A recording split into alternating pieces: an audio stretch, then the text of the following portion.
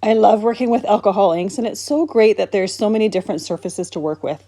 I've got some Nara Synthetic Paper here, as well as Glossy Alcohol ink cardstock.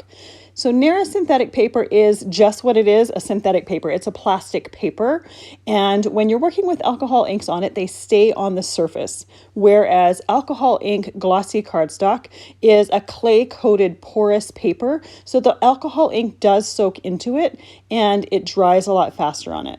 So you'll see as I'm working here with these alcohol inks that they react completely different on the different surfaces.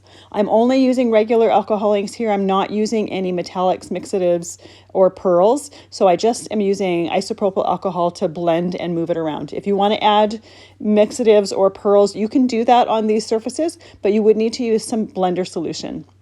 And I'm just moving those alcohol inks around with an alcohol ink blower tool. When the surface is nearly dry for the alcohol ink cardstock, if I spray it with that isopropyl alcohol and then use my blower tool to move it around, you can see that it really doesn't move around. Whereas when I did that on the Nara, it completely rehydrated all of the ink, and actually all of the ink wasn't even totally dry yet because it does stay wet for a little bit longer on the synthetic paper. So I could still move it around. And it's interesting how those different papers react. When these are completely dry, there's going to be a just slightly matte finish on the Nara papers, but the glossy alcohol ink cardstock, because that alcohol ink soaks right into that cardstock, it is going to have a glossy finish to it. And alcohol inks tend to look really, really bright and vibrant on that glossy cardstock.